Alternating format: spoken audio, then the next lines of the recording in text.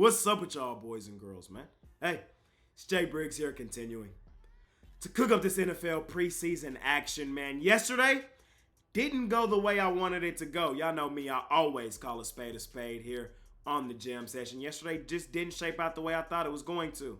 The beautiful thing is today is one of my favorite days of the week, man. Money Making Friday. And we got 3 games to bounce back on today. And that's exactly what we're going to try to do, man. I'm going to break them all down, let you guys know my thoughts, get you in and out of here, and hopefully put some money in your pockets, man. So without further ado, man, let's do exactly that. Let's make some money tonight.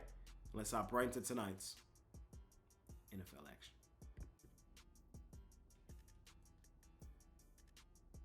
All right, ladies and gentlemen, let's get her done. First game up, we got the Houston Texans out on the road facing the Pittsburgh Steelers. Steelers, 2.5-point home dogs here in this one. I'm quite surprised to see the Steelers as home dogs here in the preseason. Texans, we saw them last week in the Hall of Fame game. They lost that game, but it was the void heard around the world, man. I saw a lot of crying on Twitter due to that. Hey, I was on the wrong side of that too. I had the Bears and the over. My ticket didn't cash. It's in the house of rules, man. The game only went 3 quarters or so. I know. The reason I wanted to fade the Texans in that game, and the reason I did fade them in that game, though, is I see no real reason for them to go balls to the wall in the preseason. We all know who the Texans are.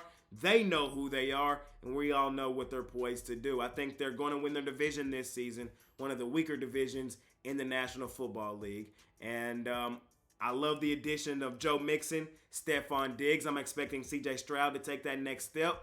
And I'm expecting them to be more focused on the regular season. You know what I mean?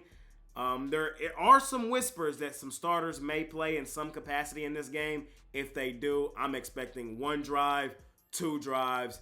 That's it. And I think because there are whispers of that and because they already have a game underneath their belt is why we see them overrated and overvalued here in this spot. I know everybody knows about the Baltimore Ravens and their reign of terror that they've had on the preseason these last couple seasons. And we'll talk about the Ravens here in a little bit as they are active today as well. But what if I told you there's another team that's been a money-making machine in the preseason? That team is the Pittsburgh Steelers. That's why I'm quite surprised to see them as home dogs here in the preseason. 3-0 straight up and ATS last year, and the same for the year before. I want to say they're like 18-4 under Coach Tomlin in the preseason recently, man. That is insane. And that's enough for me not to fade Pittsburgh, man. I think, again, the Texans are overrated, overvalued. I think they're mainly going to be trying to target the regular season as they're poised to win their division. The Steelers right now, they're slotted as the 4th team in their division, arguably the toughest division in all of the NFL. So I wouldn't be surprised if they had some position battles and were taking a deeper dive look at what they have in their roster, trying to get the most out of it, man. I got to roll with the Steelers here in the first game of the day. I'm going to take them here as a home dog. I'm going to take them straight up on the money line.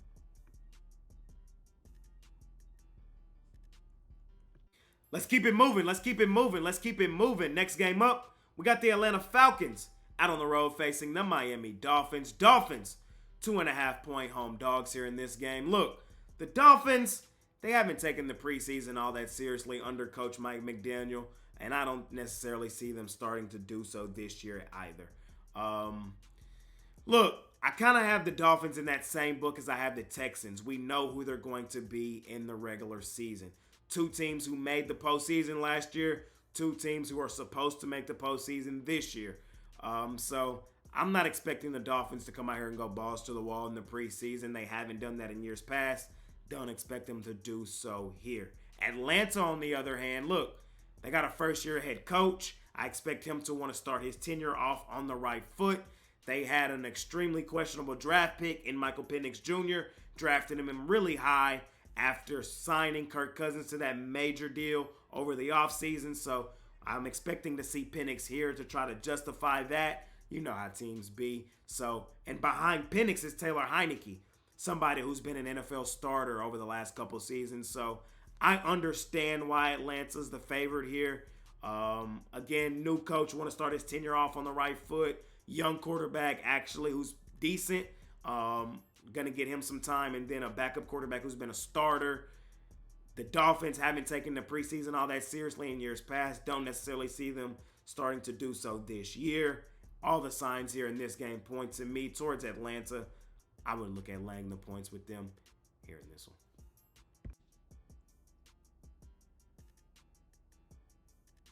And in our last and final game of the night, we got the Philadelphia Eagles out on the road facing the Baltimore Ravens. Ravens, 1-point dogs at home at the crib. In all honesty, I think the line tells you everything you need to know. I think it tells you everything you need to know. Everybody, their mama, uncle, and auntie is going to be betting on the Baltimore Ravens because of the preseason dominance they've had.